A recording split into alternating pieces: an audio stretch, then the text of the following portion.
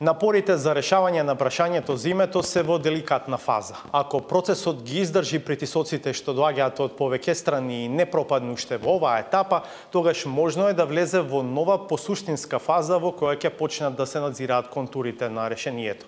Најава за таа нова фаза може да биде веќе средбата на премиерите Зоран Заев и Алексис Ципрас, закажана за среда во Давос, Швајцарија.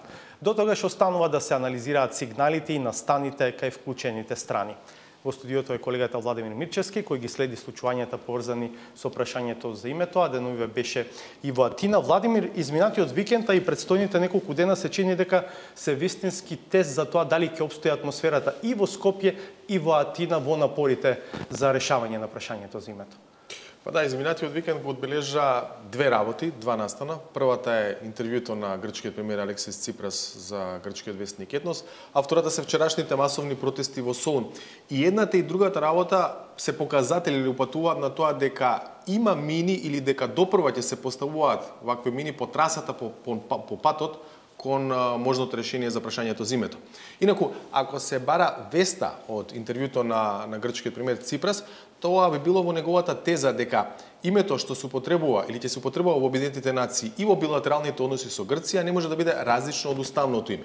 Тоа фактички нас ни кажува или потврдува дека интервјуто што го даде неговиот портпарол на грчката влада Цанагопулос пред 10 дена чином за едно грчко радио, всушност не е изолиран случај, не е инцидент, туку е само потврда на ставовите и на позициите на грчката влада. А на тоа, меѓу другото, исто така упатува и ставот на делот грчката интелектуална јавност, која што се смета за влијателна и исто така доста умерена во однос на прашањето за името, која и таа, да кажеме, инсистира на тоа дека промената на уставот е еден од условите за решавање на прашањето за името. Меѓу другото, тоа мене ми го кажа во интервју во Атина професорот Филис Константинос од Атинскиот универзитет Партенон. Еве поточно тој што изјави. Greece wants the issue to be solved erga omnes. Erga omnes means that we want one name for all uses, one name that is going to be used both internally and externally, which means that by extension, if we want to secure an erga omnes solution, FYROM has to change its constitutional name. I am not aware of the internal dynamics in our neighboring country, but I presume that this is one of the core issues, but at the same time problems or challenges that are going to be faced in the coming months. And also, today as we speak, here in Greece, there is a tendency, as far as the public is concerned, in not accepting the name Macedonia in the new name that is going to be agreed between the two sides.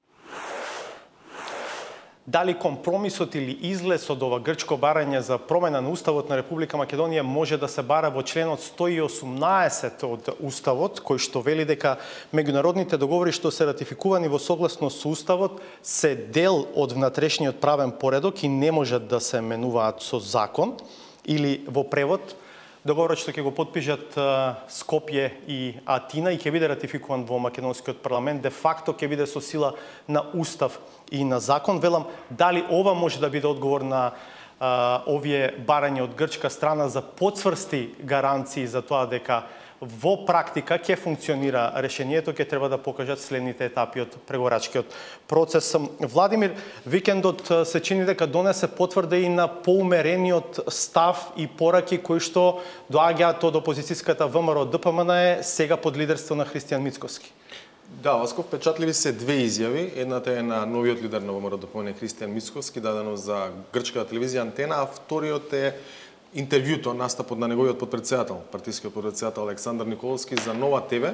И во двата настапа, едниот и другиот се обидуваат да им дадат предност на аргументите за решение на прашањето за името, наместо досега, како што беше случај со ВМРО ДПМН, на аргументите против решение на прашањето за името. Да видиме дел од таа изјава на Мицкоски за грчка Антена и дел од интервјуто на Александар Николовски дадено за Нова ТВ. There is a positive atmosphere in two countries. As I said, I don't know what is the reason because of this positive atmosphere. I believe that there is a reason because of this positive atmosphere. Maybe you should ask the prime ministers of Macedonia and Greece to give an answer of this question. I can feel in the society in Macedonia that there is a positive atmosphere. As I said, we are encouraging them, guys, please proceed, find a solution which will be decent for the both countries. И мое лично мислење на партијата е дека е добро да се реши проблемот. Државата мора да стане членка на НАТО, предолго чекаме. И секоја друга алтернатива не е алтернатива за Република Македонија. Она што по мене е битно е што ако целта е јули, добро е што стартува целата работа во јануари, значи има некој временски простор од 6-7 месеци.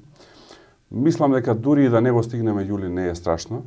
Ако, не знам, треба да се продолжи работата за 2, 3, 4 месеци, имајќи предвид колку долго трае процесот, сметам дека побитно од тоа да стигнеме одредена временска рамка е квалитетот на решението, затоа што тоа ќе е трајно. Секако тоа да не значи повторно одлагање за десетина години, но мислам дека нашата дипломатија не треба да има таков притисок во моментот. Ова е таа нова риторика која што доаѓа од ВМРО ДПМН. Владимир, за важен мегник во процесот се смета и најавената средба меѓу премиерите Заев и Ципрас, закажана за среда во Давос, Швајцарија. Дали од неја треба да се очекуваат конкретни нешта или можеби одново само реторички заложби? Според нашите информации, средбата сепак треба да резултира со конкретни нешта, можеби не толку во делот на предлогот или да кажеме сетот идеи рамката која што ја предложи медијаторот Метју Нимиц и незината содржина, колку што можеби во делот на градење што е можна попозитивна атмосфера меѓу двете земји, меѓу Скопје и Атина, од што пак секако нормално ќе зависи на тамошниот процес на преговори и евентуалното решавање на прашањето за името. Се знае што би биле тие конкретни нешта? За сега не се открива што конкретно ќе се разговара, меѓутоа велиме дека од она што може неофицијално да се дознае, тоа се два пункта на разговори. Првото ќе биде да се разговара за предлогот на Нимиц, а второто би било за градење на попозитивни мерки за релаксирање на атмосферата меѓу двете земји.